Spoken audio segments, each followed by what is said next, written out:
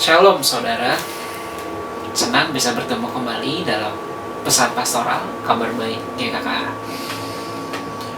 Tentu saya berharap keadaan saudara baik-baik saja, dan siapapun saudara yang menyaksikan video kabar baik pada pagi hari ini, dan mungkin tidak semua kita dalam keadaan baik, sebab bahwasanya firman Tuhan mengajarkan bahwa Tuhan tidak pernah mengatakan bahwa kehidupan kita akan selalu baik-baik saja.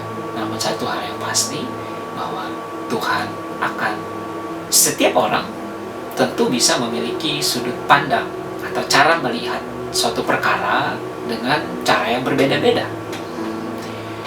Nah, bagaimana kita melihat satu perkara, sekali lagi saya katakan akan menentukan arah langkah hidup kita. Dari sudut pandang mana Anda melihat sesuatu sangat penting terhadap arah langkah hidup Anda.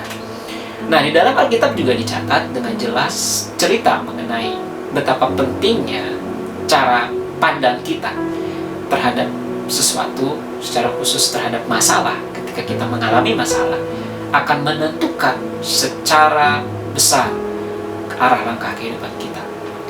Oleh sebab itu, mari saya mengajak kita untuk membuka Alkitab kita, membaca satu ayat yang terdapat di dalam kitab Bilangan pasal yang ke-13. Saya akan bacakan untuk kita semua. Demikian firman Tuhan, Bilangan pasal 13. Saya akan bacakan satu ayat saja dari perikop yang berjudul ke-12 pengintai. Ayat yang ke-30 dikatakan oleh firman Tuhan demikian.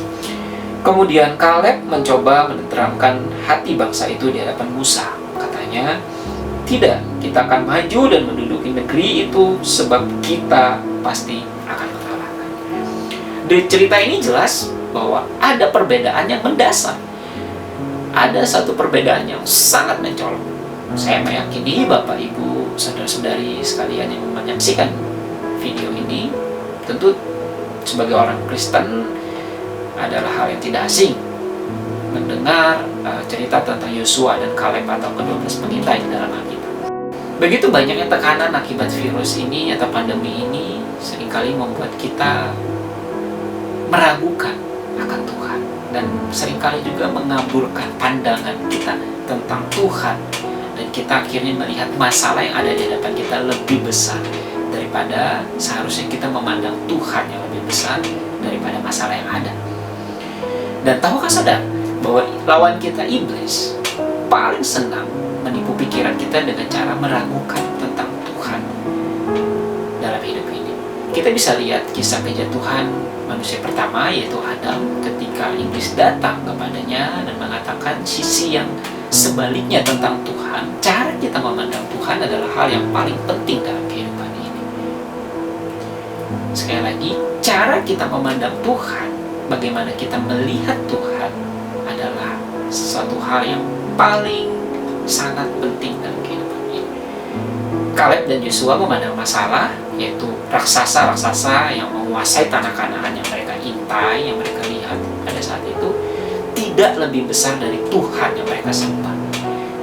Nah, di sini Kaleb dan Yosua mengajari kita bagaimana seharusnya kita memandang Tuhan dan bagaimana seharusnya kita memandang masalah. Namun yang seringkali yang terjadi dalam kehidupan ini adalah kita memandang masalah dan membesarkan masalah daripada kita memandang Tuhan dan membesarkan Tuhan kita. Seringkali kita meletakkan Allah atau Tuhan kita ke dalam yang kita kenal dengan masalah kehidupan kita. Kita meletakkan Tuhan ataupun Allah kita ke dalam masalah, yang mana artinya bahwa masalah ini lebih besar daripada Tuhan kita. Dan hal ini membuat kita goyah dan tentu saja membuat kita akan terjatuh dalam kehidupan ini. Namun bagaimana seharusnya kita menjalani kehidupan ini? Yaitu dengan membalikkan atau mengubah cara pandang kita, di mana seharusnya kita memasukkan masalah kita atau memandang masalah kita, apapun masalah kita yang kita alami hari-hari ini, dan kita memandang kepada Allah yang besar, yang jauh lebih besar daripada masalah yang ada di dalam kehidupan kita. Sekali lagi, Kaleb dan Yosua mengajari kita bagaimana seharusnya kita memandang Tuhan adalah hal yang paling penting dalam kehidupan kita sebagai manusia, terlebih khusus sebagai orang percaya yang mengikut Tuhan. Karena ketika kita salah melihat Tuhan, memandang Tuhan, perspektif dan pengenalan kita akan Tuhan salah, tidak pada tempatnya. Sebagai contoh, mungkin ketika kita melihat Tuhan sebagai seorang yang sosok pribadi yang kejam, Tuhan yang hanya taunya menuntut saja, ketimbang kita melihat Tuhan sebagai Tuhan yang pemurah, pengasih, pengampun, kasih karunia yang tidak ada batasnya, maka jelas dipastikan bahwa arah langkah kehidupan kita akan berbeda. Oleh karena itu, izinkan saya mengajak Bapak Ibu Saudara sekalian untuk merenungkan kehidupan kita sejauh ini. Bagaimanakah cara kita melihat Tuhan selama ini? Yang akan mempengaruhi bagaimana cara kita melihat masalah dalam kehidupan kita.